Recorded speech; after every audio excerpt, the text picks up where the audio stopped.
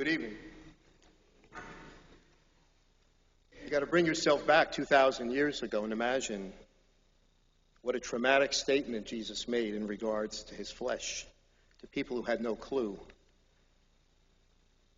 Imagine Jesus stating that those who eat his flesh will live forever. Of these people, not us, of these people, who agreed to this? Who was so dumbfounded by this statement? And who did not agree? Who ran? And what transpired after this was said? How drastic and contrary were these words when compared, we have to recall, to the Old Testament. Beliefs and understandings of the Old Testament were nowhere near this. We understand that they burnt animals at the temple. That was their sacrifice. In fact, they had very strong opinions about human cleanliness, flesh, blood, etc., etc. It is remarkable that at the time anyone could absorb such a dramatic change in their spiritual and understanding of God's word, and yet we also know the rest of the story right here. But we have to admit and understand that Jesus preached change. His whole 3 years was a continuation, a continual education on the word change. In the last 2,000 years, no, how about in our lifetime instead? We'll go there. It's a lot easier for us. We have witnessed incredible change, indescribable change in our own society, those around us, what we see on TV, advertisements, the way we dress. I recall it that in 1963, and I'm sure there are some of us here, I'll say some will remember, that there was a song written by Bob Dylan, and it was called The Times They Are A-Changing. Remember that song? 1963, and this was in the Vietnam era, the 60s we'll call it, when there were communes, flower power, and of course the famous Woodstock.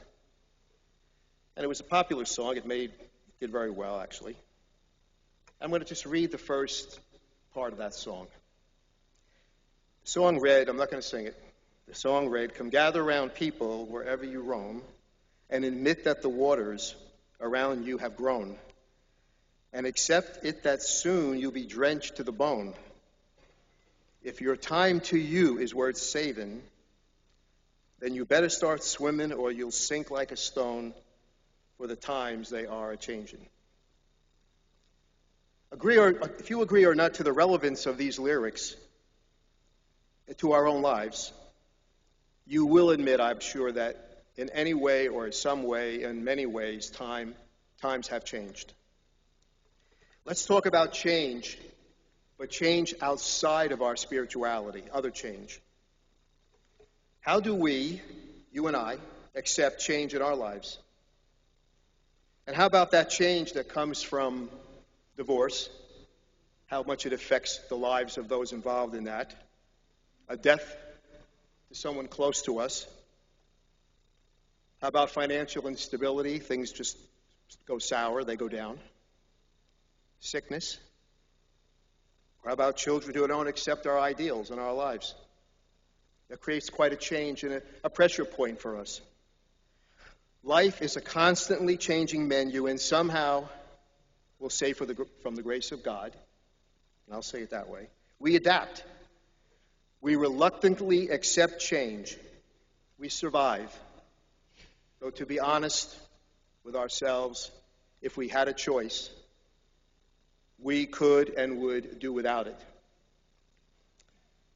However, when it comes to spiritual beliefs, and we'll use the example found in our gospel today, putting ourselves in the shoes of those people hearing Jesus speak about this, things are vastly different. When we are faced with changes in our interpretation of the faith, a faith that, frankly speaking, many of us here grew up with, we're called cradle Catholics, many of us, we are not so pliable, we are not so understanding, we are not so agreeable, and we are not so accepting. And yet, we acknowledge that Jesus taught for the sake of change. He taught change out of love and understanding. He didn't force those around him to accept what he had to say. He did his best to convince them in the way that he chose. But he patiently convinced these people, his followers, to be open-minded, to love of neighbor, and to love of self. Now for the hard part here. When the church asks of us the same acceptance Jesus asked of his followers, and I'm talking about the modern-day church, our reaction should be one of open-mindedness, patience, and thoughtfulness. Though we understand it's not so easy to do. But nevertheless, we are charged to discern change within our own level of understanding and acceptance. And why is that? Well, here's my best answer. Jesus did not invent Catholicism. He taught Christianity. We label as such. I'll repeat that. Jesus did not teach Catholicism. He taught a lesson in how to treat others, how to treat yourselves, ourselves. And we term that teaching Christianity. This was a new way of life for those people hearing him. Catholicism, on the other hand, is a defined interpretation of the words of Christ. A defined interpretation of the words of Christ. Man defined them, and at times man redefines them. This is, though hard to accept, but the answer that change is needed, at times is needed. And why is that? Well, my best guess would be that after we place God in a box, and we have a tendency to do that, because it makes us feel comfortable, we have a tough time getting him out of there. We create the mandate. We lose our flexibility, and this can become dangerous. A true acceptance of the words of Jesus, whether found directly in the Gospels or those interpreted from the Gospels, is foremost knowing that his message, the message of Jesus, was all about change. So we need to acknowledge that as much that his message was change, that it was always about change, and we need to understand that from back then even until today. As a caveat to this, since the end of World War II, the relevance of our Catholic faith, and frankly speaking, the faith of many Christian denominations, have lost their relevance. And that's a sad fact, but it's true. When World War II was over, we were in jubilant position in this country. We were happy people. And we found additional prosperity in our lives. We looked at education in a different way. And what happened is we sort of morphed into this idea that, in a very slight sense at the time, but it has grown throughout the last 60, 70 years here, that we actually start to believe that we're self-created, that we created ourselves. Somehow we get the benefit, we get the blessing of that. Pope Benedict, he wrote a book about that. Actually, it was a very long homily, and they turned it into a book. But the point is, he gave great understanding of that, and I learned about this in the seminary.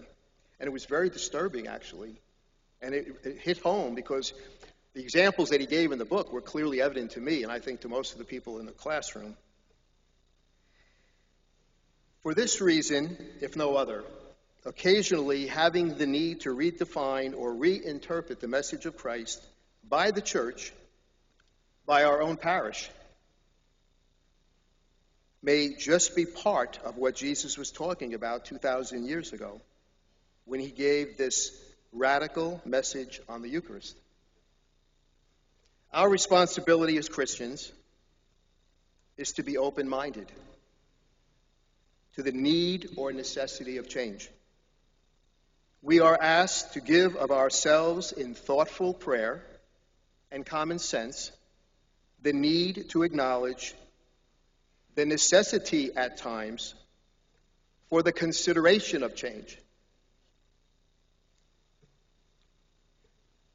No one is telling us that you better start swimming or you'll sink like a stone. I haven't heard that. What we are hearing is that the use of our own rational mind and thought and the gift of free will that God gave each and every one of us is what will elevate us to being fair-minded, practical, and utilizing our own good common sense in deciding what is correct in our decisions of faith. And God bless all of you.